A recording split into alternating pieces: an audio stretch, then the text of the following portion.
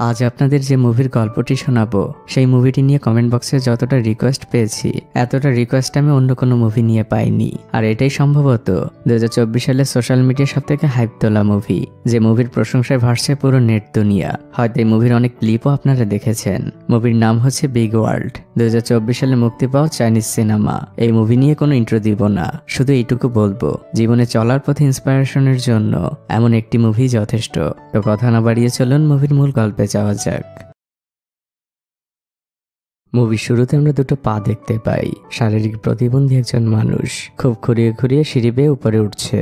তার হাতে রয়েছে একটি বক্স আর একটি কলম। এই ছেলেটি হচ্ছে আমাদের মুভির মূল চরিত্র লিও। সে তাদের ছাদের একদম কর্নারে এসে দাঁড়িয়েছে। তার পেছনে উঁচু উঁচু বিল্ডিং।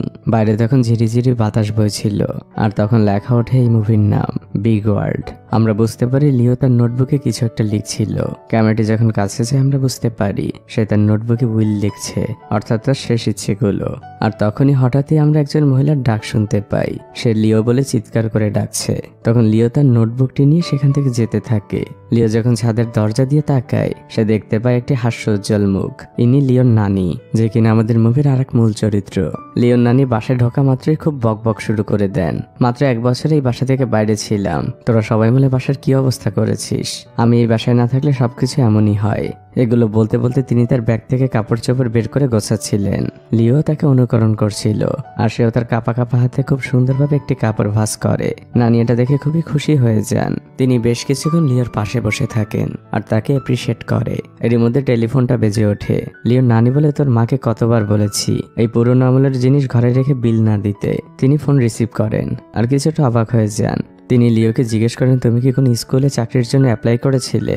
আগামী সপ্তাহে সেখানে তোমার ইন্টারভিউ, তুমি কি যাবে সেখানে? লিও মাথা নাড়িয়ে সম্মতি দেয়। এরপর নানি লিওকে নিয়ে বৃষ্টির মাঝে একটি জায়গায় আসে। এখানে যাদের দেখতে পাচ্ছেন সবাই নানির বন্ধু বান্ধব, আর এখানে সবাই মিলে পুরনো আমলের একটি ব্যান্ড দল পরিচালনা করে। নানি সবাইকে এখানে ইনভাইট করেছেন কারণ আজ লিওর জন্মদিন। সবাই মিলে লিওর জন্মদিন সেলিব্রেট করে। লিও সবার সাথে তাল মিলিয়ে তার জন্মদিন উপলক্ষে ড্রিঙ্কসও করে। আর নানি 1 বছর পরে ফিরেছে, তাই সে তার বন্ধুদের প্রস্তাব দেয়, নতুন একটি ট্র্যাডিশনাল কনসার্টের অফার পেয়েছি, আমাদের সবাইকে এখন থেকে প্র্যাকটিস করতে হবে। এদিকে লিও কখনোই ড্রিঙ্কস করে না, তাই সে কিছুটা অসুস্থ হয়ে পড়ে। নানি লিওকে নিয়ে বাসায় চলে আসেন আর সিঁড়িতে বসে লিওকে স্বাভাবিক করার চেষ্টা করতে থাকেন, কারণ যদি তার মেয়ে জানতে পারে, অর্থাৎ লিওর মা, তাহলে তাকে অনেক বকাঝকা করবে। তিনি লিওর মুখে পানি দিতেই যাবেন, তখন উপর থেকে লিওর মা ডাক দেয়। নানি অনেক ভয় পেয়ে যান, আর যেটা হবার ছিল, লিওর মা লিওর নানিকে অনেক বকাঝকা করতে থাকে, বলতে থাকে, তুমি এটা কিভাবে করতে পারলে? ওর এখন পড়ার কথা, ওকে তুমি কেন ড্রিঙ্কস করতে দিলে? নানি বলে, নাজর বার্থডে, ও এখন বড় হয়েছে, নিজের মতো করে এনজয় ওরও করতে ইচ্ছে করে।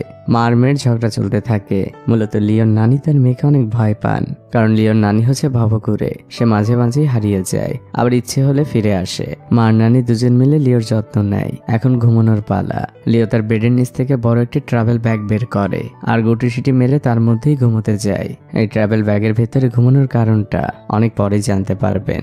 এরপর লিও বের করে একটি কঙ্কাল আর সেটিকে জড়িয়ে ধরেই সে ঘুমিয়ে পড়ে। নানি তখন এসে বলে, তুই এখন বড় হয়েছিস, এখন এগুলো করিস। নানি লিও শরীরে কাঁথা দিয়ে দেয়। পরদিন সকালবেলা লিওর মা সবকিছু গোছগাছ করছিলেন, আর তিনি তার মা অর্থাৎ লিওর নানিকে রাগান্বিতভাবে বলছিলেন, তুমি নতুন করে কোন প্রতারণার ফাঁদে পা দিচ্ছ? লিওর নানি তাকে বলছিল, এবার আর আমার সাথে কেউ প্রতারণা করতে পারবে না, কিন্তু নতুন একটা গেমস খেলছি। লিওর মা বলে, আমাকে দেখাও। লিওর নানি বলে, এটা আমার প্রাইভেসি। লিওর মা বকা দিয়ে বলে, তোমার প্রাইভেসি আমি জানি, প্রত্যেকবার টাকা এখানে ওখানে দিয়ে নষ্ট করো। মা নানির ঝগড়া দেখে লিও বিরক্ত হয়ে বলে, এবার তোমরা আমাকে একটু প্রাইভেসি দাও। খাবার টেবিলে লিওর মা লিওর নানিকে বুঝিয়ে দেয় আজ লিওর কি কি কাজ রয়েছে। তার একটি ম্যাথ টেস্ট রয়েছে। এসব বুঝিয়ে দিয়ে লিওর মা বাবা অফিসে চলে যান। লিওর নানি এবার লিওকে বলে, এখন সত্যি করে বল, এখন তুই কি করতে চাচ্ছিস? লিও বলে, নানি আমি ম্যাথ ক্লাসে যাব না, আমি বাইরে যেতে চাই। নানি বলেন, ঠিক আছে, তুই 1 মিনিট অপেক্ষা কর। এখান থেকে দৃশ্য চলে আসে একটি বাচ্চাদের কিন্ডারগার্টেন স্কুলে। লিওর মূলত আজ এখানে ইন্টারভিউ। শিক্ষক হবার জন্য সেখানে আবেদন করেছিল, কিন্তু বাচ্চারা লিওর অদ্ভুত অঙ্গভঙ্গি থেকে হাসছিল। লিও যখন তার কাঁপা কাঁপা শরীর নিয়ে সবাইকে নিজের পরিচয় দিচ্ছিল, বাচ্চারা নিজেদের মধ্যে বলাবলি করছিল, এ আবার কেমন রোগ। কিন্তু এরপরে লিও বাচ্চাদের একটি কবিতা আবৃত্তি করে শোনাতে থাকে। লিওর এই প্রবলেমটা মূলত নিউরোলজিক্যাল, অর্থাৎ ব্রেনের, কিন্তু সে কিন্তু একজন একদম স্বাভাবিক মানুষ। সে সবকিছু বোঝে এবং করতে পারে, আর সে পড়াশোনায় অনেক ভালো রেজাল্ট করেছে। লিওর কবিতা শুনে ওখানে সবাই একদম মুগ্ধ হয়ে যায়। নানি সবকিছু ভিডিও করছিল। ছিল। কবিতা আবৃত্তি শেষে পেছনে বসে থাকা শিক্ষক সহ সবাই হাততালি দেয়, আর বের হওয়ার পর নানিও লিওকে অনেক অ্যাপ্রিসিয়েট করে। একজন শিক্ষক সেখানে আসে, নানি তাকে দেখে বলে, দেখেছেন বাচ্চারা কত খুশি হয়েছে। তখন সেই শিক্ষক নানিকে জানায় লিও আসলেই সুন্দর করে কবিতা আবৃত্তি করতে পারে, কিন্তু তার যে কন্ডিশন, বাচ্চারা তাকে নর্মালি অ্যাকসেপ্ট করবে না। লিওর নানি বলে, কিন্তু বাচ্চারা তো অনেক মজা পেয়েছে। এই কথাগুলো চলার সময় লিও বাইরের দিকে ফ্যাল ফ্যাল চোখে তাকিয়েছিল। তাকে এমন পরিস্থিতিতে সবসময় পড়তে হয়। নানি লিওকে নিয়ে একটি রেস্টুরেন্টে এসেছেন খেতে। তিনি নিজের বাটির মাংসটা লিওর বাটিতে তুলে দেন, আর তিনি লিওকে সান্ত্বনা দিয়ে বলেন, আরে ওসব কিন্ডারগার্টেনে কোনো ফিউচার নেই, ওখানে চাকরি হলেও তো আমি তোকে করতে দিতাম না, তুই আরো ভালো কিছু করবি। পরের দৃশ্যেই দেখা যায় নানিদের পুরো গ্রুপ একটি পার্কে এসেছে প্র্যাকটিস করার জন্য। সবাই নিজেদের মধ্যে আলোচনা করছিল, আর লিও কর্নারে বসে একটি অ্যাপ্লিকেশন করছিল। নানিরা আলোচনা করছে তাদের সামনের একটি কনসার্ট নিয়ে, কিন্তু তাদের টিমের ড্রামার এখনো আসেনি, এমনকি সে আসবেও না। তাদের মধ্যে একটি মনোমালিন্য হয়েছে, সবাই অনেক চিন্তার মধ্যে পড়ে গিয়েছে, কারণ ড্রামার ছাড়া তো গান হবে না। নিজেরা নিজেদের মধ্যে আলোচনা করছিল, আর লিও আপন মনেই তার কাজ করে যাচ্ছিল। হঠাৎই নানির চোখ যায় লিওর দিকে। সে তখন সবার উদ্দেশ্যে বলে, আমি একটা সলিউশন পেয়েছি। আর পরের দৃশ্যে আমরা দেখতে পাই সবাই লিওর দিকে তাকিয়ে আছে। আমরা বুঝতে পারি তারা ড্রামার হিসেবে লিওকে সিলেক্ট করেছে। লিও আর তার নানি বাসে করে ফিরছিল। লিও তার নানিকে বলে, এটা এত সহজ না, আমি কখনো ড্রাম বাজাইনি। নানি বলে, তুই ছোটবেলায় চপস্টিক দিয়ে নুডলসের বাটির উপরে বাজাতি। লিও বলে, নানি ওটার ড্রাম বাজানো এক না, তুমি কেন বুঝতে পারছো না? নানি বলে, আমার বিশ্বাস তুই পারবি। এর মধ্যে বাস একটি স্টপেজে আসে। একজন মহিলা তার বাচ্চা নিয়ে ওঠেন। লিও তার নিজের সিটটা ছেড়ে দেয়। ছোট বাচ্চাটা তাকে ধন্যবাদ জানায়। লিও খুশি হয়। নানি পাশেই বসেছিল। আসলে লিওর পছন্দ না যে কেউ তাকে করুণা করুক, আর নানি এটা জানে, তাই নিজের সিটটি সে ছেড়ে দেয়নি। কিছুটা সামনে যাবার পরে বাস খুব জোরে ব্রেক করে, যার ফলে লিও বাসের ফ্লোরে পড়ে যায়। নানি অনেক চিৎকার চেঁচামেচি করে যে এভাবে কেউ গাড়ি চালায়। ড্রাইভার তখন বাইরে আসে, আর লিওকে তাচ্ছিল্য করে বলে, এসব মানুষ কেন দাঁড়িয়ে যায়, প্রতিবন্ধীদের সিটে কেন বসে না? প্রতিবন্ধী ওয়ার্ডটা শুনে নানি খুবই রেগে যান। তিনি বাস চালকের সাথে ঝগড়া করতে থাকেন যে দোষটা আপনার, আর উল্টো আপনি ওকে ছোট করছেন। বাস ড্রাইভার সরি বলে। নানি খুবই রেগে আছেন। মোটামুটি সেখানে একটি ঝগড়া হয়ে যায়। দৃশ্য পরিবর্তন হয়। রাতের বেলা খাবার টেবিলে লিওর মা লিওকে বলে, তোমাকে না বলেছিলাম স্থানীয় প্রতিবন্ধীদের যে ইউনিভার্সিটি রয়েছে সেখানে মাস্টার্সের জন্য অ্যাপ্লাই করতে? লিও এই কথা শুনে মন খারাপ করে সেখান থেকে উঠে যায়, আর নিজের প্লেটগুলো নিজেই ধুয়ে রাখে। লিও চলে গেলে লিওর নানি লিওর মাকে জিজ্ঞেস করে, আচ্ছা তুই কি এখনো লিওকে বলেছিস? লিওর মা বলে, না, আমি আসলে বুঝতে পারছি না যে এই বিষয়টি ওকে আমি কিভাবে বলবো। এদিকে লিও তার রুমে বসে সেই বাস ড্রাইভার আর এই সিস্টেমের বিরুদ্ধে একটি কমপ্লেন করছে। নানি তখন সেখানে আসেন। লিওর নানি খুব ভালো করে জানে লিও আর 5টা স্বাভাবিক মানুষের মতো একটি নর্মাল ইউনিভার্সিটিতে পড়তে চায়। নানিও তাকে সবসময় ইন্সপায়ার করে, আর লিওকে লুকিয়ে লুকিয়ে আবেদন করতে বলে। লিও বলে, এটা তো মিথ্যে বলা হবে। তখন নানি লিওকে বলে, তুমি তো পুরুষ মানুষ, ম্যাচিউরড পুরুষ মানুষদের সিচুয়েশন সামাল দেওয়ার জন্য মাঝে মাঝে মিথ্যে বলতে হয়। পরদিন আমরা দেখতে পাই স্থানীয় সেই পার্কে লিওয়াস ড্রাম বাজানোর চেষ্টা করছে, আর তার পাশে ঘিরে রয়েছে নানিদের ব্যান্ড দলের সকল সদস্য। লিও কাপা কাপা হাতে দু একটা বাড়ি দিচ্ছে, আর সবাই অনেকক্ষণ ধরে তার দিকে তাকিয়ে আছে। তখন একজন নানির উদ্দেশ্যে বলে ওঠে, এভাবেও ড্রাম বাজানো শিখতে গেলেও সারা জীবন লেগে যাবে, ততদিন কি আমরা বসে থাকবো? এক কথায় দুই কথায় নানির সাথে সেই মহিলার ঝগড়া শুরু হয়ে যায়। সেই ঝগড়া একসময় পরিণত হয় মারামারিতে। লিও তার মতো করে ড্রাম বাজানোর চেষ্টা করছিল। কিছুটা দূরে একটি গ্রুপ খেলছিল। হঠাৎই লিওর পাশে একটি থ্রোয়িং কিট এসে পড়ে। একটি মেয়ে দূর থেকে চিৎকার করে লিওর কাছে সেই থ্রোয়িং কিটটি চায়। সে তো লিওর অবস্থা জানে না। লিও থ্রোয়িং কিটটি উঠানোর জন্য অনেক চেষ্টা করতে থাকে, কিন্তু সে কোনোভাবেই পারছিল না। তখন বাধ্য হয়ে সেই মেয়েটি লিওর সামনে আসে, আর কিটটি মাটি থেকে উঠায়। লিওর সামনে ড্রাম দেখে সে একটু থেমে যায়। তারপর সে তার আঙুল দিয়ে ড্রামের উপরে 2টি টোকা দেয়। লিও খুশি হয়। মেয়েটি লিওর দিকে তাকিয়ে একটি হাসি দেয়, আর তারপর দৌড়ে সেখান থেকে চলে যায়। এই মেয়েটির হাসি লিওর অনুভূতিতে এক অন্যরকম নাড়া দেয়। হঠাৎই লিওর মাঝে আমরা এক পরিবর্তন লক্ষ্য করি। আসলে লিওর মনটা তো আর 5টা মানুষের মতোই, তারও ভালো লাগা রয়েছে। লিও কল্পনার রাজ্যে হারিয়ে যায়। নানির এক বান্ধবী এসে লিওকে বলে, তোমার নানিকে থামাও। লিও আনমনেই বলে, আমার নানি কখনো ঝগড়ায় হারে না। এখান থেকে দৃশ্য চলে আসে পুলিশ স্টেশনে। নানিদের গ্রুপের সবাইকে সেখানে নিয়ে আসা হয়েছে। সবাই অনেক আহত। তাদের মধ্যে কয়েকজনকে তাদের পরিবারের সদস্যরা এসে ছাড়িয়ে নিয়ে যাচ্ছে। এভাবে একে একে সবাই চলে যায়, আর মাত্র কয়েকজন বাকি। কিন্তু পুলিশ যখন নানির কথা জিজ্ঞেস করে, নানি বলে, আমার মেয়ে এখানে আসবে না, আরো যদি জানতে পারে তাহলে আমার কপালে দুঃখ আছে। তখন পুলিশ সদস্য বলে, তাহলে আপনারা নিজেদের মধ্যে মিউচুয়াল করে নিন। নানি তখন ক্ষমা চেয়ে ওই মহিলার দিকে হাত বাড়ায়। তাদের মধ্যে মিউচুয়াল হয়ে যায়। নানি আর লিও থানা থেকে মুক্তি পায়। তারা বড় একটি রাস্তার পাশে সিগন্যালে দাঁড়িয়ে আছে। লিও খুব ধীরে ধীরে হাত দিয়ে ড্রাম বাজাচ্ছিল। কিছুক্ষণ পর বিষয়টি নানি লক্ষ্য করেন। লিও ভালোই বাজাচ্ছে। তখন নানিও তাকে উৎসাহ দেয়। নানিও লিওর সাথে বাজাতে শুরু করে। তিনি লিওকে খুব ইন্সপায়ার করছেন। লিওর ড্রাম বাজানোর গতি আরো বেড়ে যায়। নানি এত অল্প সময় লিওর এতটা ইমপ্রুভমেন্ট দেখে খুবই খুশি হন। দৃশ্য পরিবর্তন হয়। লিও বাসায় ফিরে আজও নতুন একটি ইউনিভার্সিটিতে অ্যাপ্লিকেশন করছিল। অ্যাপ্লিকেশন শেষে সে তার হাতের দিকে তাকায়। আর তখন তার কল্পনায় আসে সেই মেয়েটি আর তার সেই মুহূর্তটি যেটা এখনো লিওর হৃদয়ে গেঁথে আছে। রাতের বেলা লিওর মা লিওর কাছে আসেন আর লিওকে তিনি বুঝিয়ে বলেন, আমি আর তোমার বাবা একটু লং ভ্যাকেশনে যাচ্ছি। এই সময় তুমি নিজের খেয়াল রেখো, ভালোভাবে পড়াশোনা করো, আর অবশ্যই নানির দিকে খেয়াল রেখো, সে যেন নতুন করে কোনো প্রতারণার ফাঁদে না পড়ে। লিও তখন তার মাকে প্রশ্ন করতে যাচ্ছিল যে তারা কোথায় যাচ্ছে, কিন্তু তার নানি ততক্ষণে চলে এসেছেন। লিওর মা সেখান থেকে উঠে চলে যেতে চান।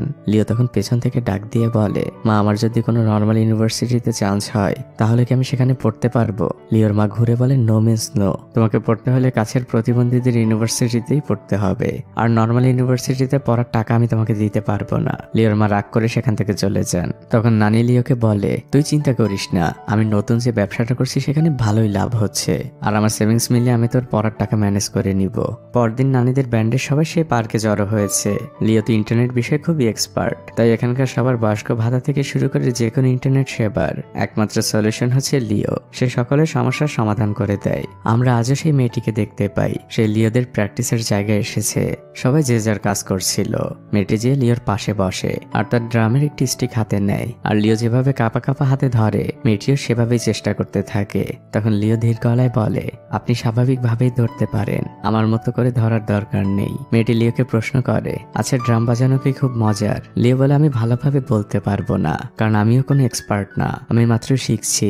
এরই মধ্যে দূর থেকে আমরা এই গ্রুপের পুরনো ড্রামারকে দেখতে পাই, যাকে দেখে ওখানকার সবাই খুবই অবাক হয়। আর সে কাছে আসা মাত্রই নানি তাকে বলে, আমরা তো নতুন ড্রামার খুঁজে পেয়েছি। তখন সেই পুরনো ড্রামার লিওর দিকে তাকিয়ে হাসি দেয় আর বলে, ও নতুন ড্রামার, ও তো ঠিকভাবে স্টিকই ধরতে পারে না। তখন লোকটি লিওর পাশে বসে নতুন এক তালে ড্রাম বাজাতে শুরু করে। এবার লিওর পাশে বসে থাকা মেয়েটি লিওকে বলে বাজাতে। লিও এবার ধীরে ধীরে বাজাতে শুরু করে। লোকটি তার ড্রাম বাজানোর স্টাইল চেঞ্জ করে, সাথে সাথে লিও চেঞ্জ করে। লিওর ড্রাম বাজানোটা একদম ওনার মতো না হলেও অনেকটাই কাছাকাছি হচ্ছিল। এভাবে একসময় তাদের দুজনের মধ্যে প্রতিযোগিতা শুরু হয়ে যায়। লোকটিও খুব দ্রুত বাজিয়ে চলেছে আর তার সাথে তাল মিলিয়ে লিও বাজিয়ে যাচ্ছে। ওখানে সবাই একদম অবাক হয়ে যায়। প্রতিযোগিতা চলতেই থাকে। দুইজনই একদম ঘেমে গিয়েছে আর সবাই অপলক দৃষ্টিতে সেদিকে তাকিয়ে আছে। একসময় লিওর হাত থেকে একটি স্টিক ছুটে পড়ে যায়। লোকটিও তার ড্রাম বাজানো থামিয়ে দিয়ে হাঁপাতে থাকে। সবাই হাততালি দেয়। সবাই লিওর অনেক প্রশংসা করে। সেই মেয়েটি দাঁড়িয়ে বলে, তাদের দুজনের মধ্যে একটি ফেয়ার কম্পিটিশন হয়ে যাক, যে ভালো বাজাবে আপনারা দলে তাকেই নিবেন। সবাই চিৎকার করে রাজি হয়। সেই লোকটিও বলে, লিও অনেক ভালো ড্রাম বাজায়। মেয়েটি সেখান থেকে দৌড়ে চলে যায়। লিও সেদিকে এক দৃষ্টিতে তাকিয়ে থাকে। এর পরের দৃশ্য চলে আসে ওয়াশরুমে। মেয়েটি হাত মুখ পরিষ্কার করছিল। লিও সেখানে ফ্রেশ হতে আসে। তাদের দুজনের মধ্যে কথা হচ্ছিল। মেয়েটি লিওর কাছে তার নাম জিজ্ঞেস করে। লিও বলে, আমার নাম লিও। তখন মেয়েটি নিজ থেকেই বলে, আমার নাম ইয়াইয়া। সে লিওকে জিজ্ঞেস করে, আচ্ছা তুমি কি উইচ্যাট ইউজ করো? তাহলে তোমার আইডি আমাকে দাও। লিও বলে, আমার কোনো উইচ্যাট নেই, আমরা সপ্তাহে 3 দিন এখানে প্র্যাকটিস করতে আসি। মেয়েটি তখন সেখান থেকে চলে যায়। এতক্ষণ ওয়াশরুমের মধ্যে নানিও ছিল। সে বের হয়ে লিওকে বলে, তুই ফোন কেন ইউজ করিস না? ওই দিন রাতের বেলা লিও যখন ঘুমাতে যায় সে এক কল্পনার রাজ্যে হারিয়ে যায়, যেখানে লিও খুব সুস্থ স্বাভাবিক একজন মানুষ। সে ইয়ার সাথে একটি খোলা মাঠে দৌড়ে বেড়াচ্ছে, বাধাহীন স্বাধীনভাবে পাখির মতো ডানা মেলে ঘুরে বেড়াচ্ছে। সেই স্বপ্নে তারা দুজন খুবই খুশি ছিল। তারা খুব সুন্দর একটি সময়ও কাটায়। কিন্তু লিও বাস্তবতায় ফিরে আসে যখন তার ঘুমটা ভাঙে। এটাই তার বাস্তবতা। আজ লিওর একটি ইন্টারভিউ ছিল। সে বাসা থেকে যখন বের হচ্ছিল নানি বলে, আমিও তোর সাথে আসি।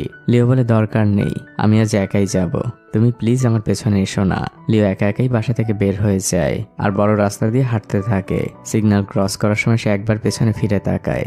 লিও হাঁটতে হাঁটতে একটি কফি শপে এসেছে আর আমরা দেখতে পাই নানিও ফলো করতে করতে তার পিছু পিছুই এসেছে। লিওর হাতে থাকা বায়োডাটাটি ওখানে দায়িত্বে থাকা একজন লোকের হাতে দিয়ে বলে, আমি আপনাদের এখানে চাকরির জন্য আবেদন করেছিলাম, আমাকে আজ ডাকা হয়েছে। লোকটি একটু অবাক হয় আর সে তার বসকে ডাক দিয়ে বলে, বস উনি চাকরির ইন্টারভিউ দিতে এসেছেন। এবার ওই কফি শপের বস লিওকে বলে, আপনার আপনার এই শারীরিক অবস্থার কারণটা যদি বলতেন। লিও বলে, এটা আমার নিউরোলজিক্যাল সমস্যা, খুব রেয়ার একটি রোগ। কফি শপের মালিক এবার জিজ্ঞেস করেন, আপনি এভাবে কতক্ষণ হাঁটতে পারেন? লিও উত্তর দেয়, 10 মিনিট। তারপর আমাকে কিছুক্ষণ বিশ্রাম নিতে হয়, তারপর আমি আবারও হাঁটতে পারি। তখন কফি শপের মালিক তাকে আবারও বলে, কিন্তু এখানে তো আপনাকে অনেক কাজই করতে হবে, অর্ডার নিতে হবে, মেনু বলতে হবে, কফি মগও পরিষ্কার করতে হবে, আর টাকা পয়সার হিসাবও রাখতে হবে। এখানে আইকিউ এবং ফিজিক্যাল স্ট্রেংথ দুটোরই প্রয়োজন আছে। আচ্ছা, আপনি কি দয়া করে একটু হেঁটে দেখাবেন আর আমাদের কোনো ডেমো দেখাতে পারেন যে আপনি কিভাবে কাজ করবেন? লিও তখন ধীর পায়ে হাঁটতে হাঁটতে রেস্টুরেন্টের অপর প্রান্তে যায়। কিছুক্ষণ সে চুপচাপ দাঁড়িয়ে থাকে আর একটি দীর্ঘশ্বাস নিয়ে সে মেনু বলতে শুরু করে। এই কফি শপে কি কি পাওয়া যায়? ওখানে বসে থাকা সবাই তার দিকে তাকিয়ে আছে। রাস্তার ওপাশে থাকা নানিও লিওকে দেখছে। লিও হাঁপিয়ে গেলে এক কর্নারে দাঁড়ায় আর একটু বিশ্রাম নিয়ে সে এবার অন্যভাবে মেনু বলতে শুরু করে, অনেকটা কবিতা আবৃত্তির ছলে ছলে, যেটা ওখানে থাকা সবাইকে মুগ্ধ করে। শারীরিক প্রতিবন্ধী হওয়া সত্ত্বেও লিওর এতটা অদম্য চেষ্টা দেখে নানির চোখেও পানি চলে আসে। আর মুভির মূল অংশে লিওর এই চেষ্টা যে কারো চোখেই পানি নিয়ে আসবে। লিওর মেনু বলা শেষ হলে মালিক তাকে বলে, আপনি অনেক সুন্দরভাবে বলেছেন, কিন্তু আমাদের আসলে একজন সাধারণ মানুষ চাই। সাধারণ, আপনি নিশ্চয়ই বুঝতে পেরেছেন। লিওর তখন খুব আক্ষেপ নিয়ে বলা কথাটি ছিল এক্স্যাক্টলি এমন, I M A normal person but with a killer brain. দৃশ্য পরিবর্তন হয়। আমরা নানি আর নাতিকে খেতে দেখতে পাই। নানি জিজ্ঞেস করে, তুই আমাকে কখন খেয়াল করেছিস যে আমি তোকে ফলো করি? লিও বলে, বাসা থেকে বের হবার পরপরই আমি রোড ক্রস করার সময় তোমাকে দেখেছিলাম। নানি জিজ্ঞেস করে, তোর ইন্টারভিউ কেমন হলো? লিও চুপ করে থাকে।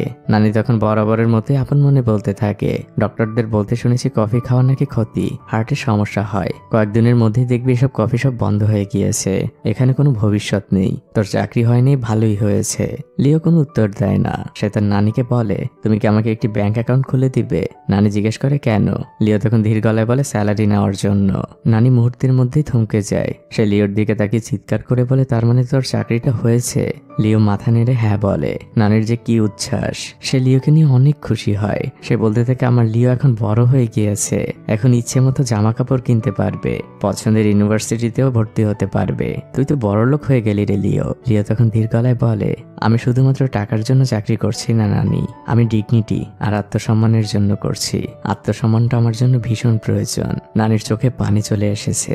সে যে কতটা খুশি হয়েছে মূল মুভি না দেখলে হয়তো এই অংশটা বোঝানো সম্ভব না। প্রত্যেক ভাঙা হৃদয়ের মানুষের জীবনে এমন একজন ইন্সপায়ারিং মানুষের ভীষণ প্রয়োজন। এরপর থেকে শুরু হয় লিওর জীবনে নতুন এক ঘুরে দাঁড়ানোর গল্প। লিও নিয়মিত নানিদের সাথে প্র্যাকটিস করে, নিজেকে শারীরিকভাবে আরো স্ট্রং করার চেষ্টা করে। কফি শপে এখন সে মাঝে মাঝে কফিও বানায়, যদিও সেটা প্রথম প্রথম খেতে একদমই ভালো ছিল না। মাস শেষে এখন লিওর অ্যাকাউন্টে স্যালারি ঢোকে। নানি আর লিও অনেক খুশি হয়। আর এই সবকিছুর পেছনে লিওর জীবনে আরেকজন ইন্সপায়ারেশন হিসেবে কাজ করে, সে হচ্ছে ইয়াইয়া। লিও ইয়াইয়াকে পছন্দ করে। লিও এখন তার কাজের জায়গায় খুবই কনফিডেন্ট। তার বানানো কফিটাও এখন অনেক সুন্দর হয়। এমনই একদিন নানি তার বন্ধু বান্ধব সহ লিওদের বাসায় ছোটখাটো একটি পার্টির আয়োজন করে। সেখানে নানির বন্ধুদের সাথে ইয়াইয়াও এসেছে।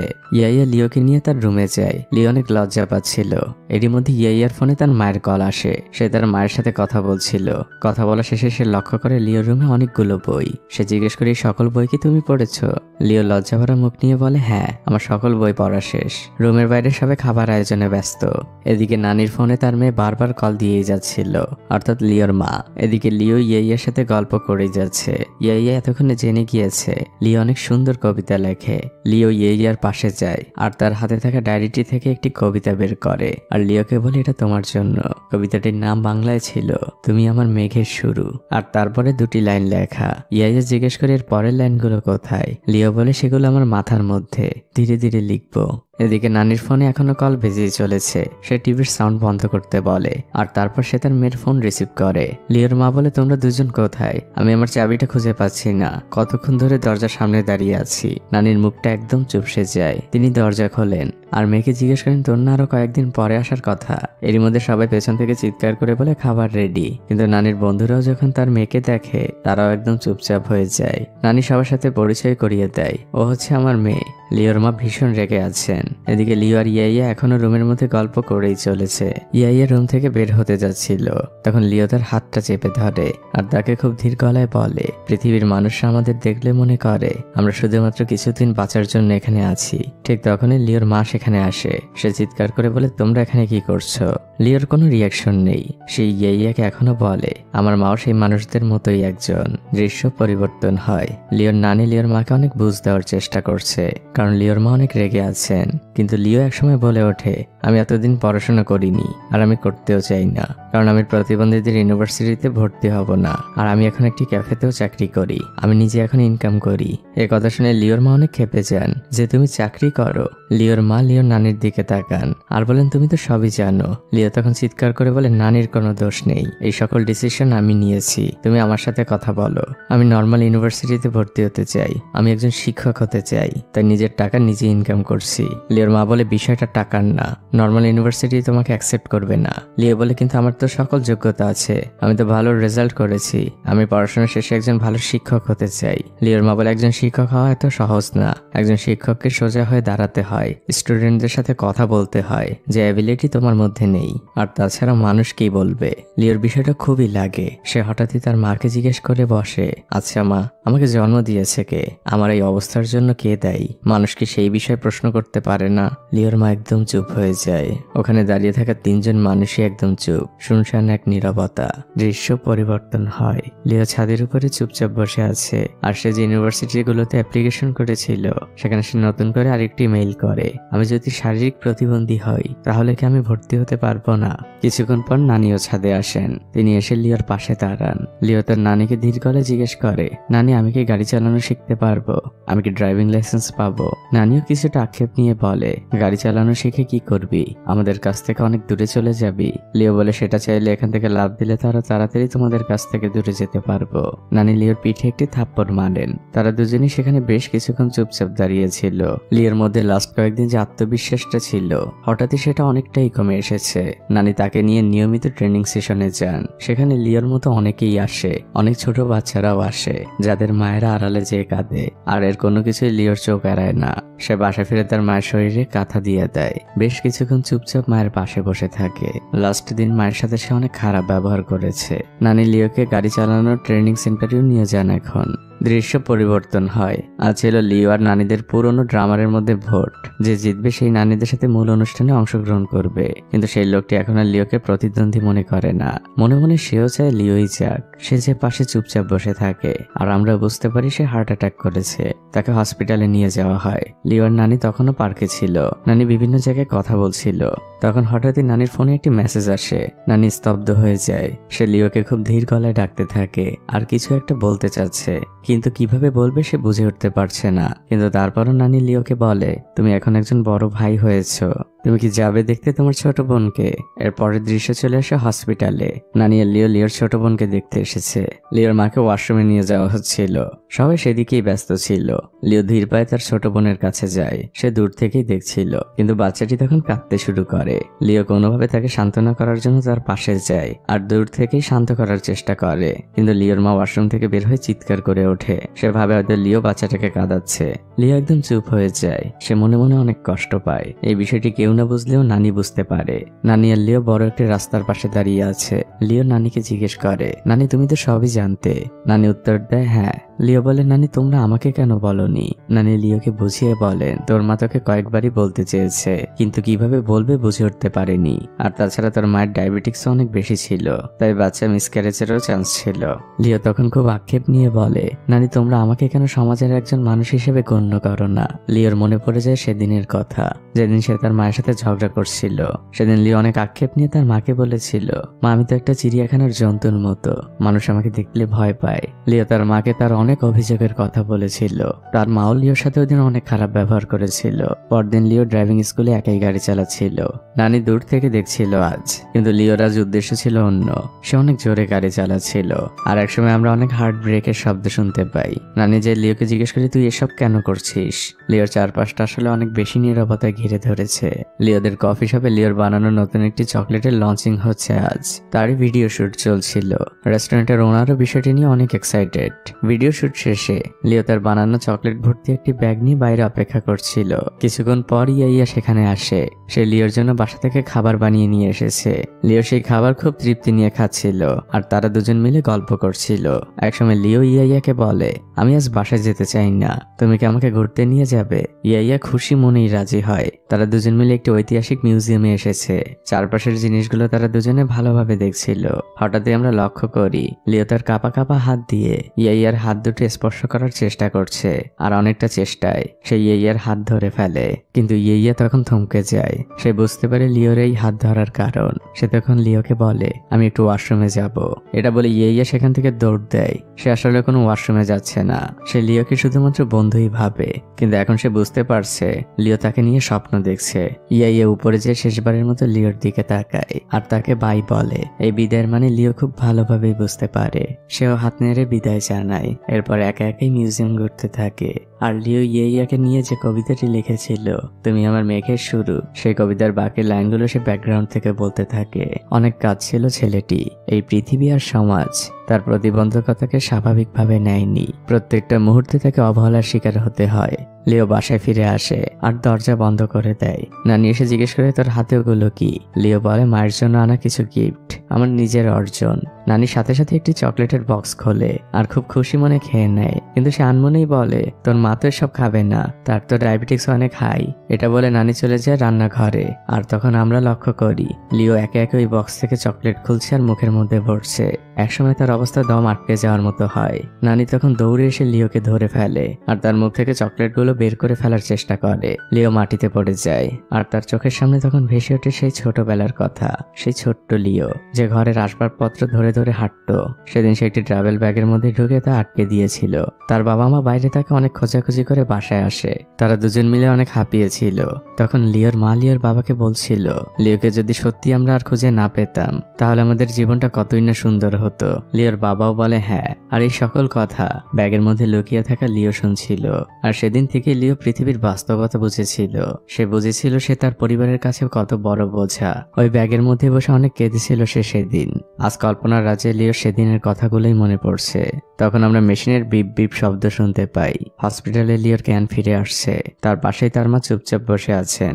লিও চোখ খুললে লিওর মা তার কাছে যেয়ে ধীর গলায় বলে, তুমি কথা বলার চেষ্টা করো না, তোমার কণ্ঠনালীর কিছুটা অংশ কাটতে হয়েছে, তোমার কথা বলতে আরো কয়েকটা দিন সময় লাগবে। এরপরে লিওর মা লিওকে ধীরে ধীরে বলতে শুরু করেন, আমার গতকাল মনে পড়ছিল তোর জন্মের কথা। অপারেশন থিয়েটারে ডাক্তাররা অনেক চেষ্টা করছিল, কিন্তু আমি ঠিকভাবে পুশ করতে পারছিলাম না। ডাক্তাররা বারবারই বলছিল আমি ভুলভাবে পুশ করছি।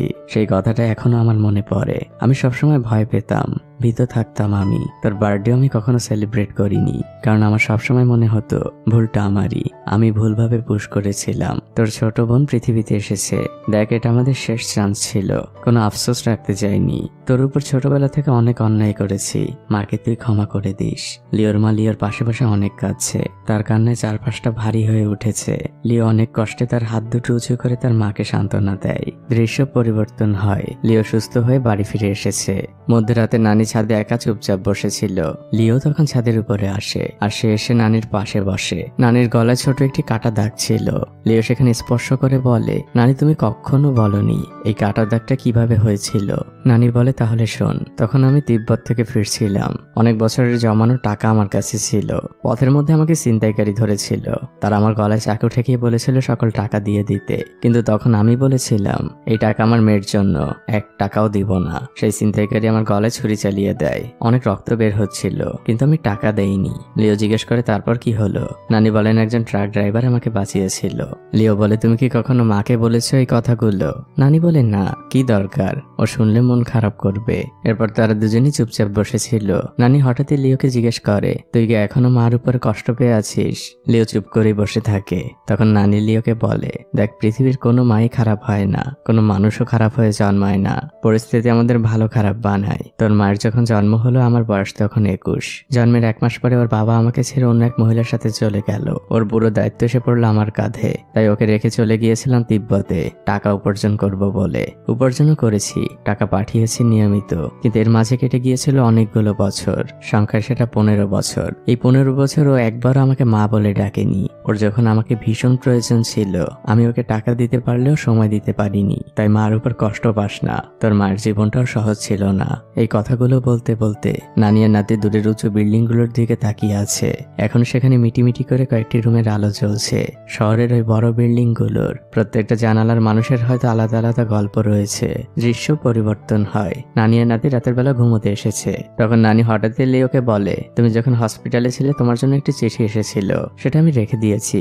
লিও বলে, আমার জন্য চিঠি?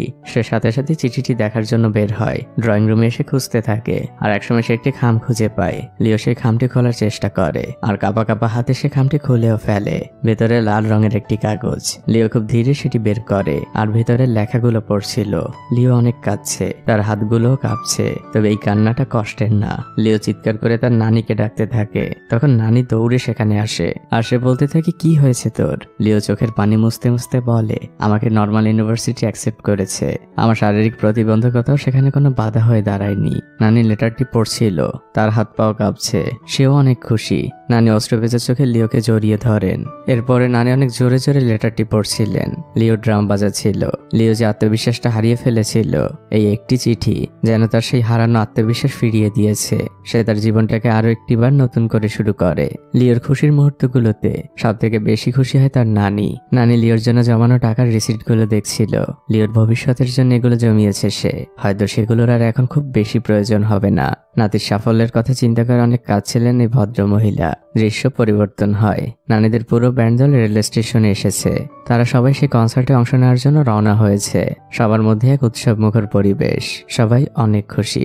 লিও তাদের সাথে রয়েছে, কারণ সেও এখন এই গ্রুপের সদস্য।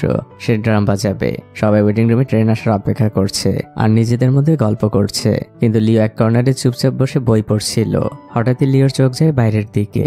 সে বাইরে ইয়াইয়াকে দেখতে পায়, কিন্তু ইয়াইয়া তাদের সাথে দেখা করার জন্য আসেনি। এদিকে নানি যখন ওয়াশরুমে যায়, তার ফোনে একটি কল আসে। কলটা ছিল পুলিশ স্টেশনের। নানি ভাবে হয়তো কেউ প্র্যাঙ্ক করছে, কিন্তু পর মুহূর্তে তিনি বুঝে যান তারা যে প্রোগ্রামে যাচ্ছে তার অর্গানাইজার অ্যারেস্ট হয়েছে, কারণ এই প্রোগ্রামটাও ছিল একটি স্ক্যাম। নানির মনটা ভেঙে যায়। এদিকে ইয়ে এতক্ষণে চলে গিয়েছে।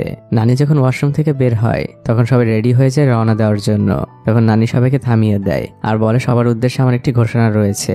আমরা যে প্রোগ্রামে যাচ্ছি সেখানে যাওয়া হচ্ছে না, এটা ক্যান্সেল হয়েছে, কারণ অর্গানাইজারকে পুলিশ ধরে নিয়ে গিয়েছে। তবে তোমরা চিন্তা করো না, আমি তো বারবার প্রতারণার শিকার হই, তাই এবার আর তাকে কোনো অ্যাডভান্স টাকা দেইনি। সকল টাকাই আমার কাছে রাখা আছে, শুধু আমাদের ট্রেনের টিকিটটা লস হবে। এই কথাগুলো বলার সময় নানির ফোনে আরো একটি কল আসে চীনের বাস মন্ত্রণালয় থেকে। সেখানে জরুরি সবাই লিওকে ইনভাইট করা হয়েছে।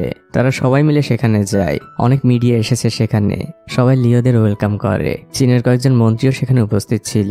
মূলত কয়েক মাস আগে লিও যে ওই বাস ড্রাইভারের বিপক্ষে কমপ্লেন করেছিল, সেটা কর্তৃপক্ষের নজরে এসেছে এবং ওই ড্রাইভার সহ আরো অনেককে তারা নতুনভাবে প্রশিক্ষণে পাঠিয়েছে। তারা চীনের প্রত্যেকটি নাগরিকের জন্য একটি সেফ পরিবহন ব্যবস্থা করে তুলতে চায়। লিওর করা এই অ্যাপ্লিকেশনের জন্য মন্ত্রণালয় থেকে লিওকে অনেক সাধুবাদ জানানো হয়। সবাই হাততালি দেয়। লিওর জন্য কিছু উপহারেরও ব্যবস্থা করা হয়েছে।